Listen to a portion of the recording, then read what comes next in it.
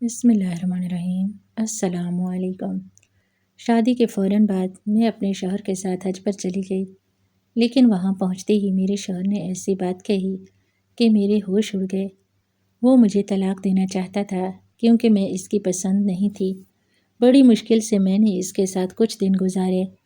اس کا رویہ بہت خراب تھا اور پھر 5ویں دن ہی میرے شوہر نے خانہ کعبہ کے سامنے کھڑے ہو کر مجھے طلاق دینی چاہی تو اچانک ہی معجزہ ہو گیا۔ اپنے شوہر کی بات سن کر میرے تو ہوش ہی اڑ گئے تھے۔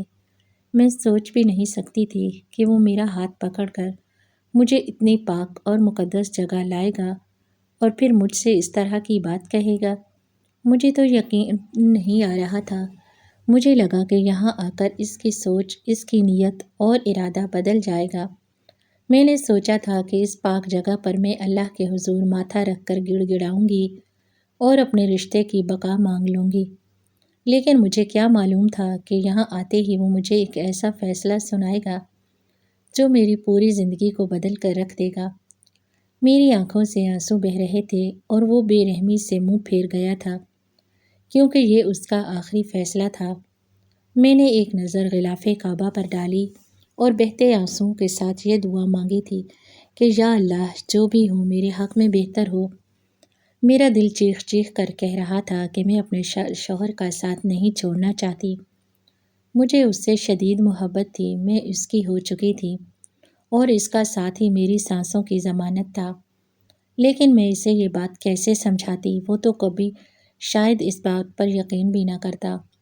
حرم پاک کے صحن سے نکل کر جب ہم واپس اپنے ہوٹل میں پہنچے، میرے دل کی دنیا الٹ چکی تھی۔ میں صبح بہت خوشی خوشی حرم پاک گئی تھی، لیکن واپسی میں میرا دل بہت زیادہ افسردہ تھا۔ اپنے شوہر سے بچھڑ جانے کی سوچ ہی میرے لیے بہت تکلیف دہ تھی۔ میں نے ایک نظر اپنے شوہر پر ڈالی اور بات کرنے کی کوشش کی، لیکن اس کی نظروں میں میرے لیے نہ محبت تھی اور نہ ہی دل میں کوئی جگہ۔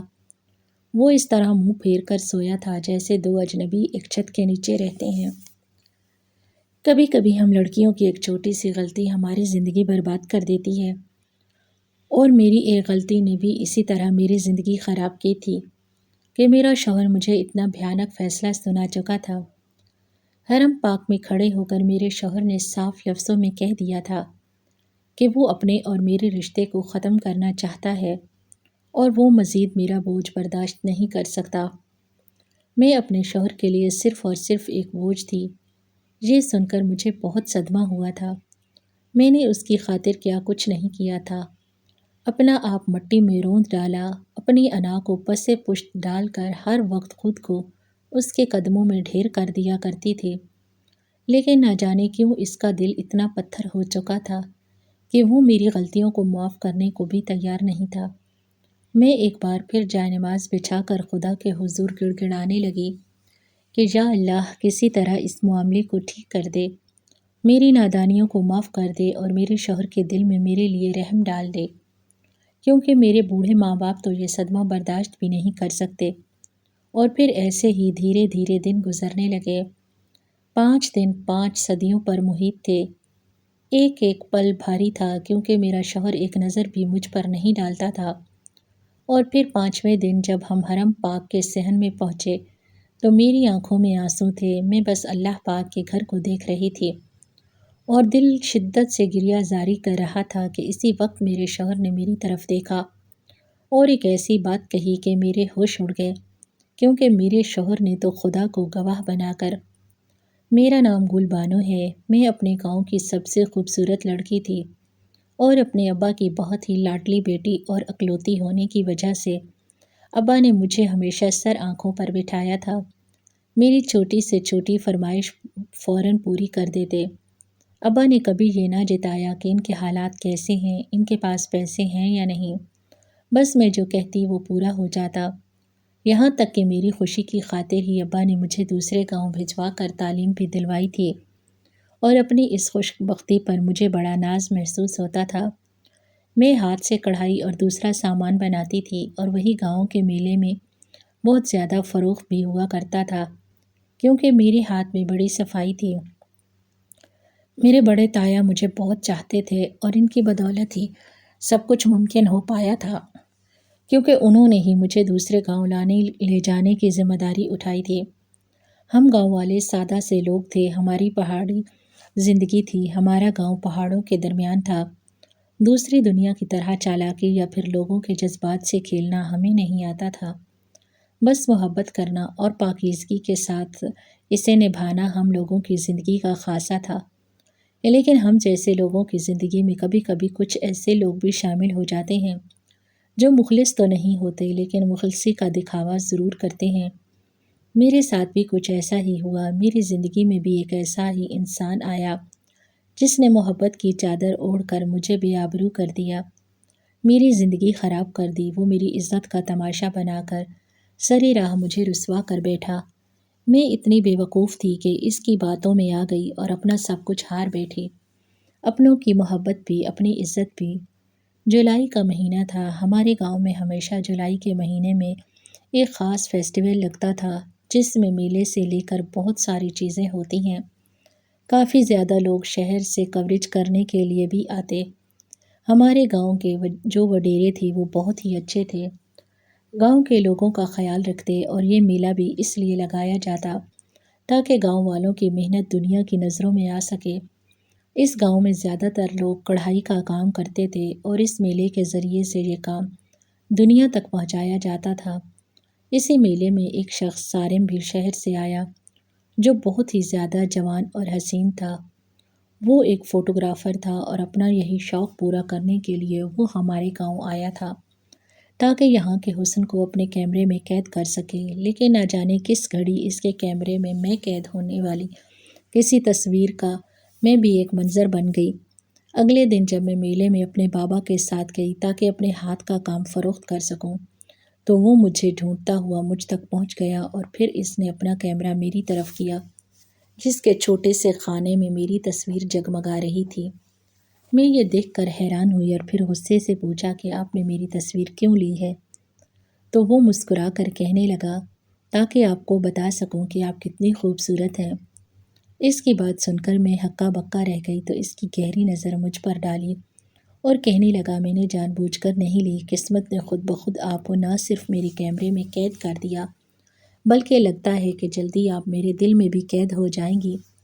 کل میں ساری رات بیٹھ کر اس تصویر کو دیکھتا رہا اور یہ سوچتا رہا کہ پتہ نہیں مجھے یہ چہرہ دوبارہ دیکھنے کو ملے گا بھی یا نہیں، اور آج آپ کو یہاں دیکھ کر میرا دل کھل اٹھا ہے۔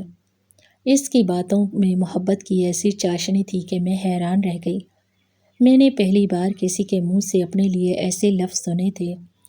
خود بخود میرا چہرہ شرم سے لال ہو گیا اور پھر میں اپنے کام میں مصروف ہو گئی۔ لیکن وہ تصاویر کھینچتے ہی ہوئے گاہے بگاہے مجھ پر نظر ڈالتا اور کئی دفعہ مجھے ایسا بھی محسوس ہوا جیسے وہ بہانے سے میری تصاویر بنا رہا ہو۔ کچھ دیر تو میں یہ نظر انداز کرتی رہی، پھر موقع دیکھ کر اس کے پاس چلی گئی اور کہا کہ آپ اس طرح میری تصاویر نہیں بنا سکتے، میں اپنے بابا سے شکایت لگا دوں گی۔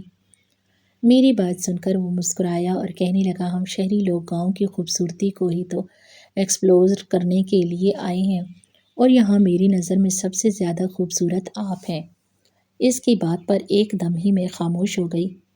پھر میں نے کہا کہ یہ اچھی بات نہیں ہے، ہم گاؤں کی عورتیں ہیں اور اپنے شرم و حیا اور پردے کا خیال رکھتی ہیں۔ وہ کہنے لگا فکر نہ کریں، میں آپ کا پردہ خراب نہیں کروں گا۔ اس کے بعد وہ دوسری تصاویر کھینچنے میں مصروف ہو گیا۔ جبکہ بابا کی آواز پر میں لوٹ آئی۔ پھر اس شام جب ہم میلے سے اپنا سامان سمیٹنے لگے تو وہ دھیرے سے میرے پاس آیا اور کہنے لگا میں کنویں کے پاس آپ کا انتظار کر رہا ہوں، کسی نہ کسی بہانے سے ملاقات کے لیے آ جائیں۔ اس کی بات سن کر میں اچھل پڑی کہ غیر لڑکے کو مجھ سے ملاقات کی کیا ضرورت پیش آ گئی تھی، لیکن پھر اس کی میٹھی میٹھی باتوں کے آگے میرا دل بے ایمان ہونے لگا۔ سچ تو یہ تھا کہ میری عمر میں لڑکیاں ایسی باتوں پر پاگل ہو جاتی ہیں۔ میں نے بھی حامی بھر لی اور پھر بابا کے ساتھ سارا سامان گھر پہنچانے کے بعد ان سے کچھ دیر سستانے کی اجازت مانگی کہ میں کسی درخت کے نیچے آرام کرنا چاہتی ہوں۔ بابا کہنے لگے مغرب سے پہلے لوٹ آنا۔ میں فوراً گھر سے نکل پڑی اور کنویں کے پاس پہنچی تو وہ پہلے سے میرا منتظر کھڑا تھا۔ مجھے دیکھ کر میرا ہاتھ پکڑ لیا۔ اس کی بے باکی پر میں حیران ہوئی تو کہنے لگا گل بانو تم بہت ہی خوبصورت ہو، سچ کہوں تو میں تم پر دل ہار بیٹھا ہوں۔ پھر وہ مجھ سے دل لگی کی باتیں کرنے لگا جنہیں سن کر میں نہ صرف حیران ہو رہی تھی بلکہ شرما بھی رہی تھی۔ ایک شہری جوان اور حسین لڑکا میری محبت میں اس قدر دیوانہ ہو رہا تھا، میرے لیے خوش ہونا تو بنتا تھا، لیکن مجھے کیا معلوم تھا کہ یہ شہری لوگ کیسے دل کے مالک ہوتے ہیں۔ میں نے تو اب تک گاؤں کے سادہ لوگوں کو ہی دیکھا۔ اس نے مجھ سے خوب میٹھی میٹھی باتیں کی اور پھر میں اپنے گھر لوٹ آئی، لیکن اس رات میں سارا وقت سارم کے خیالوں میں ڈوبی رہی۔ وہ مجھ سے شادی کی بات بھی کر چکا تھا اور یہ بات مجھے بہلانے کو کافی تھی کہ وہ مجھ سے شادی کرنا چاہتا ہے، اس لیے مجھ سے اتنی محبت کا اظہار کر رہا ہے۔ 15 دن کا میلہ تھا، 4 دن ہی گزرے تھے، باقی کے سارے دن بھی بڑی تیزی سے گزرتے چلے گئے۔ سارم چھپ چھپ کر مجھ سے ملاقاتیں کرتا، میری تصاویر کھینچتا، میرے ساتھ دل لگی کرتا اور میں اس کی باتیں سن کر دیوانی ہوتی چلی جاتی۔ دھیرے دھیرے یہ بات گاؤں میں پھیلنے لگی کہ میرے اور شہری سارم کے درمیان کچھ معاملہ چل رہا ہے۔ میلے کا آخری دن تھا جب بھی یہ بات کسی نے وڈیرے صاحب کے کان تک پہنچا دی۔ انہوں نے مجھے اور بابا کو اپنی حویلی میں بلوایا اور کہنے لگے کہ کیا معاملہ ہے، گاؤں کی لڑکیاں ایسی حرکتوں سے خراب ہو جائیں گی۔ بابا نے میری طرف دیکھا کیونکہ وہ بھی اس معاملے سے لا علم تھے، تو میں نے سر جھکا کر جو سچائی تھی وہ ان کے آگے بیان کر دی۔ نہ ہی میرے بابا نے مجھے جھوٹ بولنا سکھایا تھا، نہ مجھے جھوٹ بولنا آتا تھا۔ پھر ہم نے محبت ہی تو کی تھی، کوئی گناہ نہیں کیا۔ یہی سوچ کر میں نے سب کچھ سچ سچ بتا دیا۔ ویسے بھی سارم نے مجھ سے وعدہ کیا تھا کہ وہ مجھ سے شادی کرے گا، اور شاید یہی سب سے بڑی غلطی تھی۔ میری بات سنتے ہی وڈیرے صاحب نے سارم کو وہیں بلوا لیا۔ سارم آیا تو انہوں نے اس محبت کے قصے کے بارے میں پوچھنا چاہا، لیکن وہ صاف مکر گیا، کہنے لگا میں تو بس گلبانوں سے گاؤں کے لوگوں اور حالات کے بارے میں معلومات لیتا ہوں تاکہ شہر جا کر ایک اچھی سی فلم کی عکس بندی کر سکوں۔ میری اس سے اس طرح کی کوئی بات نہیں ہوئی۔ سارم کی اس بات نے میرے ہوش اڑا دیے تھے۔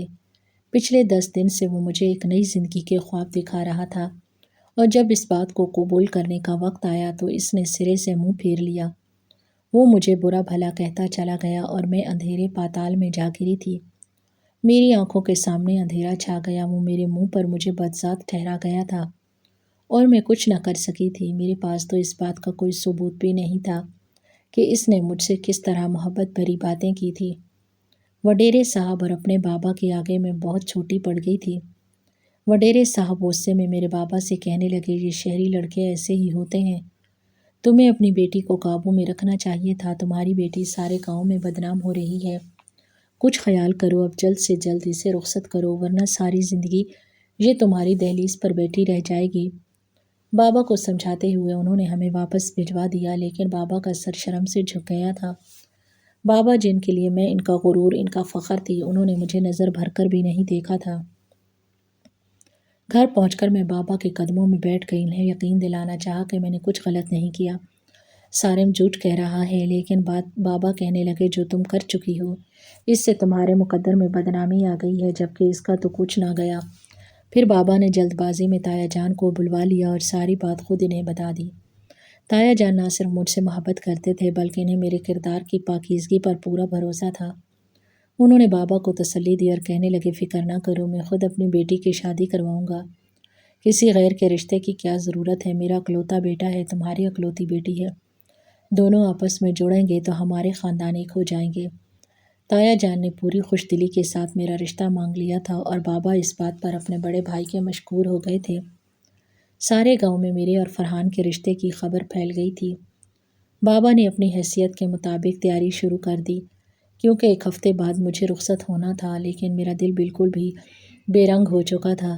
سارم کے دھوکے نے مجھے توڑ دیا تھا، میرے دل میں اس کے لیے جو جذبات تھے وہ ابھی ختم نہ ہوئے تھے کہ محبت شاید ایسی ہی ہوتی ہے کہ دھوکہ کھا کر بھی انسان کو یقین نہیں آتا، اور مجھے بھی ایسا ہی لگ رہا تھا جیسے کسی بھی پل وہ لوٹ آئے گا، لیکن یہ صرف اور صرف میرا وہم تھا۔ وہ لوٹ کر نہ آیا اور میری شادی میرے تایا کے بیٹے فرحان سے ہو گئی، لیکن مجھے بالکل بھی معلوم نہیں تھا کہ فرحان کے کانوں میں بھی میری اس ادھوری محبت کا قصہ پڑ چکا ہے۔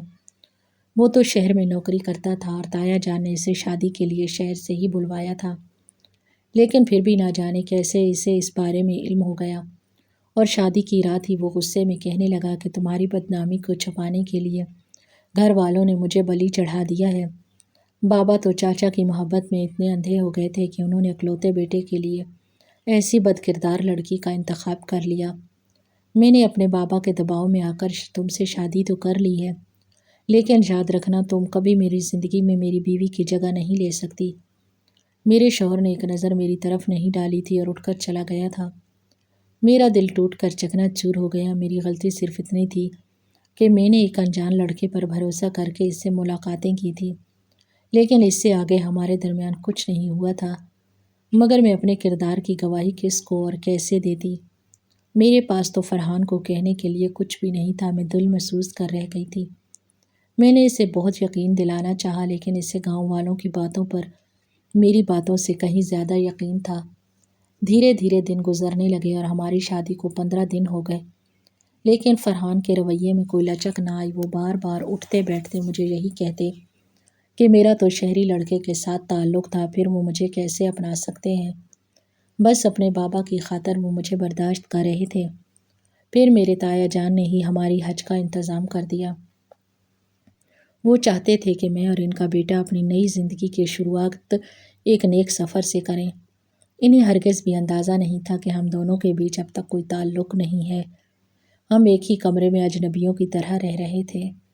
تایا جان نے ہی سارے انتظامات پورے کیے اور ہم دونوں کو حج پر بھیج دیا۔ حج سے واپسی نے مجھے اپنے شوہر کے ساتھ شہر جانا تھا، کیونکہ فرحان شہر میں ہی نوکری کرتا تھا اور وہیں ہماری نئی زندگی کے مکمل طور پر شروعات ہونی تھی۔ لیکن کس سے معلوم تھا کہ فرحان کے دل میں کیا چل رہا تھا؟ جب تک ہم گاؤں میں تھے وہ اپنے بابا کی وجہ سے بالکل خاموش تھا، کیونکہ اسے معلوم تھا کہ اس کے بابا مجھ سے کتنی محبت کرتے ہیں۔ لیکن جیسے ہی ہم گاؤں سے باہر نکلے اور حج پر پہنچے تو اس نے اپنے دل کی بات کھول کر میرے آگے رکھ دی۔ وہ مجھے طلاق دینا چاہتا تھا۔ مزید میرے ساتھ گزارا اس کے لیے ممکن نہیں ہے۔ اس نے مکمل طور پر یہ بات مان لی تھی کہ میں ایک بے حیا اور بد کردار لڑکی ہوں، اور اب میں چاہ کر بھی اپنے کردار کی گواہی اسے نہیں دے سکتی تھی۔ اس نے صاف لفظوں میں کہہ دیا کہ وہ مجھے چھوڑ دے گا، اور یہ بات میرے لیے بہت ہی مشکل تھی۔ میں پہلے دن ہی بہت بدنام ہو چکی تھی، اور اب اگر فرحان نے مجھے طلاق دی تو میرے پاس جینے کی کوئی وجہ نہ بچتی۔ میں دن رات آنسو بہانے لگی تھی۔ دل چاہتا کہ اپنے آپ کو ماروں پیٹوں اور سوال کروں کہ میں نے ایک انجان لڑکے پر بھروسہ ہی کیوں کیا۔ لیکن اب پچھتانے سے کیا ہو سکتا تھا؟ اور پھر جب ہم پہلی دفعہ حرم کے صحن میں پہنچے تو وہاں میرے شوہر نے کھل کر اپنے جذبات کا اظہار کیا اور مجھے بتا دیا کہ یہ رشتہ بس کچھ ہی دنوں پر محیط ہے، اور وہ کچھ دن میں نے بڑی مشکل سے گزارے تھے۔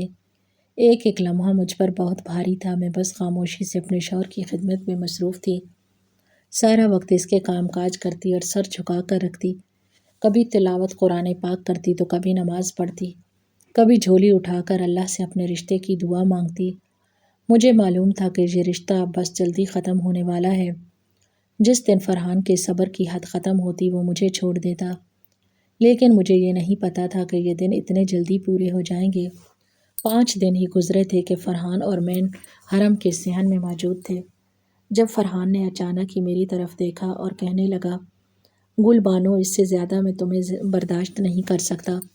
میرا دل ہر وقت مجھے کوستا ہے کہ میں کیسے ایک اتنی بری لڑکی کے ساتھ رہ سکتا ہوں۔ میں کبھی بھی تمہارے ساتھ پوری زندگی نہیں گزار سکتا، اس لیے جو کام کل کرنا ہے وہ میں یہاں کرنا چاہتا ہوں، تاکہ میرا دل مطمئن ہو جائے اور میں اس بے سکونی سے نجات پالوں۔ یہ کہہ کر فرحان نے ایک ایسی بات بتائی کہ میں دنگ رہ گئی۔ کہنے لگا، گلبانو، میں بچپن سے تم سے محبت کرتا تھا اور تم سے ہی شادی کرنا چاہتا تھا، لیکن تمہاری بد کرداری نے میرا دل خراب کر دیا۔ میری اپنی زندگی بھی تمہاری اس حرکت سے بہت بدل گئی ہے، لیکن میری محبت کے آگے میری انا کھڑی ہے، اور میں اپنی انا کو کچل کر تمہیں قبول نہیں کر سکتا۔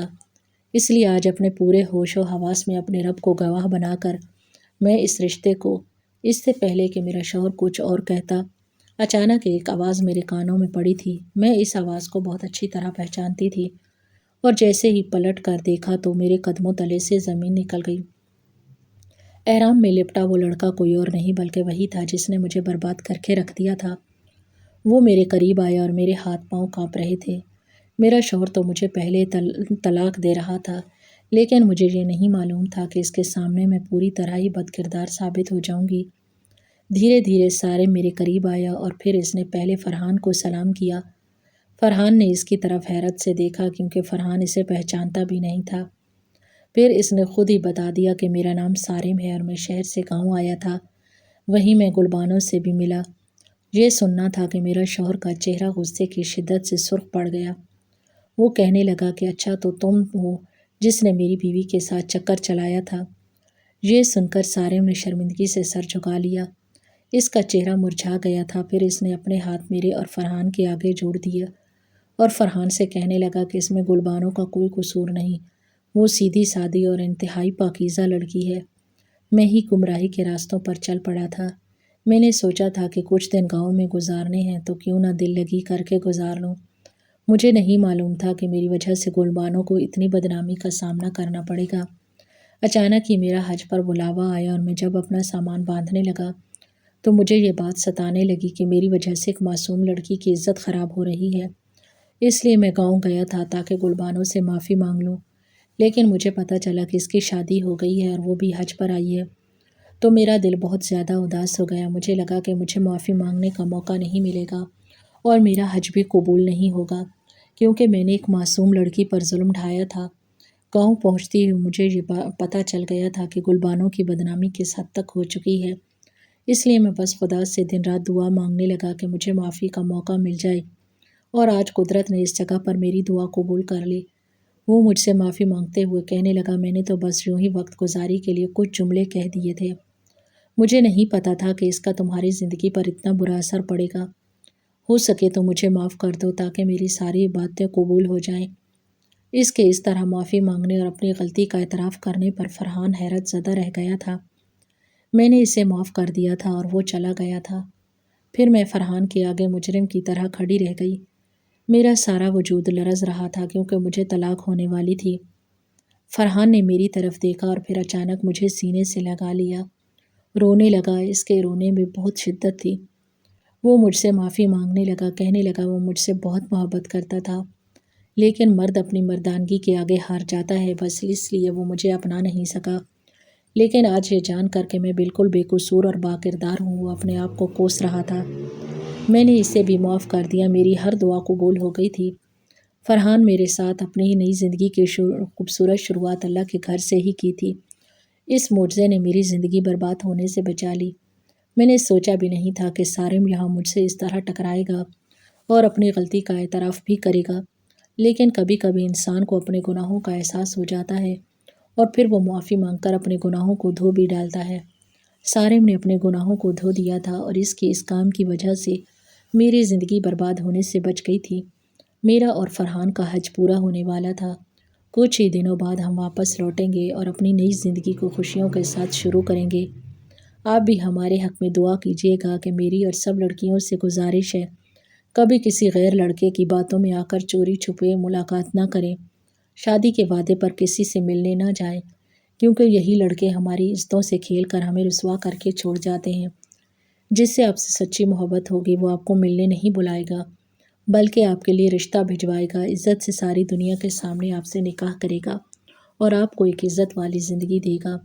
ناظرین، مزید اس طرح کی سبق آموز کہانیاں سننے کے لیے ہماری ویڈیو کو لائک کریں، شیئر کریں اور ہمارے چینل کو ضرور سبسکرائب کریں۔